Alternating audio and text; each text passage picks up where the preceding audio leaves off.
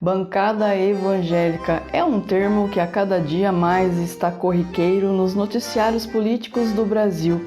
Trata-se de uma expressão usada pela imprensa para designar membros do Poder Legislativo federal, estadual e municipal que se autodeclaram evangélicos e defendem as pautas políticas das igrejas evangélicas.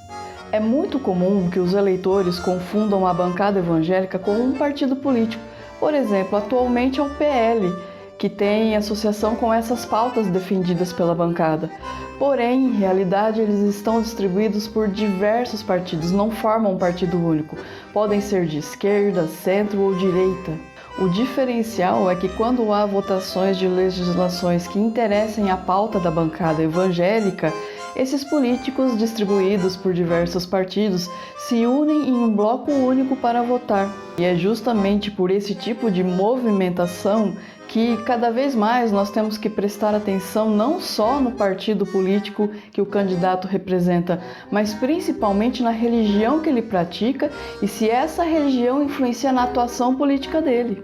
Complicou, não é mesmo? Pois é justamente por isso que o Papo Torto desse mês abordará esse assunto, o movimento pentecostal e sua atuação na política brasileira. Eu sou Gisele Silva Rumim e convido você para essa conversa que começa, é claro, logo após a vinheta.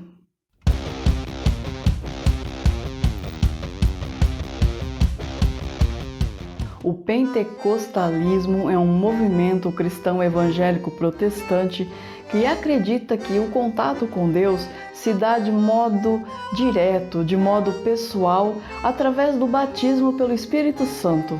Inclusive, a palavra pentecostal tem origem no episódio bíblico chamado Pentecostes, em que o Espírito Santo desce sobre os seguidores de Cristo, que começam imediatamente a falar em línguas. O movimento surge em 1906 em Los Angeles, Estados Unidos, através das pregações do pastor William Seymour. Tais cultos ficaram conhecidos como o Avivamento da Rua Azusa e tinham como características a alegria, a dança, pessoas falando em línguas, algo muito diferente do que acontecia na Igreja Católica e nos cultos das igrejas evangélicas protestantes tradicionais. Esse estilo de pregação se espalha e em 1910 chega ao Brasil com a fundação da Congregação Cristã e da Assembleia de Deus e se espalha ainda mais após os anos 50 com a fundação da Igreja do Evangelho Quadrangular. No início dos anos 70, esse movimento ganha novas perspectivas a partir da fundação da Igreja Universal do Reino de Deus e da Igreja Internacional da Graça de Deus, com pregações mais direcionadas à teologia da prosperidade, em que Deus promove a riqueza, a saúde e o sucesso dos fiéis. Essas denominações religiosas inauguram aquilo que nós chamamos de movimento neopentecostal. E uma das características mais fortes desse movimento é o uso de mídias de massas em suas pregações, ou seja, rádio e TV aberta. E ainda hoje é um movimento cristão que mais cresce em nosso país. A participação de denominações religiosas no âmbito da política é muito mais comum do que se pensa na história humana. E muito embora a prudência determine que política e religião caminhem de modos separados, na prática as coisas nunca aconteceram bem assim. E não é uma exclusividade do movimento pentecostal. Por exemplo, a Igreja Católica, em março de 1964, organiza a Marcha para Jesus contra o governo de João Goulart. E, posteriormente, alguns setores dessa mesma Igreja Católica se envolvem com movimentos de resistência à ditadura. E aí vocês questionam quais são então as pautas defendidas pela bancada evangélica. E basicamente a atuação política da bancada evangélica visa proteger a família tradicional, entendida esta como aquela formada por homem, mulher e filhos. E então colocam-se contra tudo aquilo que eles entendam ser uma ameaça à família tradicional. E é nesse contexto que normalmente a bancada se mobiliza contra votações que visam a legalização do aborto, a extensão dos direitos civis das pessoas LGBTQIA+, em especial casamento e adoção, a legislações que visam a regulamentar a educação sexual nas escolas, a legislações que visam a reduzir as desigualdades de gênero. Portanto, como vocês podem ver, é uma pauta extremamente conservadora. Desculpa interromper rapidinho o episódio, mas eu gostaria de lembrar vocês da necessidade de engajá-lo. Então, se estiver nos escutando via podcast, compartilhe nas redes sociais, indique a seus amigos. Se estiver nos assistindo pelo YouTube, inscreva-se no canal, ative o sininho, deixe uma curtida e um comentário.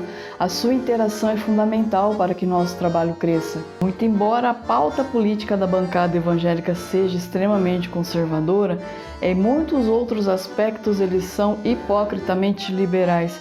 E sim, estamos falando de corrupção. Houve denúncias de parlamentares da bancada tentando comprar votos a favor de Collor na época do impeachment, bispos evangélicos e parlamentares da bancada envolvidos no escândalo do mensalão, e com relação ao último governo, houveram denúncias de pastores e parlamentares dessa bancada envolvidos em um esquema ilícito de liberação de verbas do MEC. É claro que não é toda a bancada evangélica que está envolvida em processos de corrupção, mas é preciso refletir. Ser evangélico ou praticar uma religião não torna a pessoa automaticamente honesta.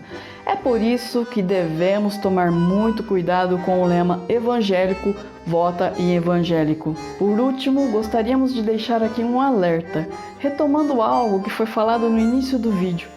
Como vimos, esses deputados da bancada evangélica eles se distribuem por diversos partidos, sejam de esquerda, centro ou direita. Por isso, quando for escolher um candidato para ser votado, verifique não só o seu partido, mas como ele se posiciona dentro das pautas evangélicas, qual é a posição política dele dentro desses assuntos. Isso vai evitar que você eleja candidatos que vote contra os seus interesses no momento em que essas pautas forem discutidas. Então é isso, pessoal. Eu agradeço muito a todos que chegaram até aqui comigo nesse episódio. Um super beijo e até a próxima!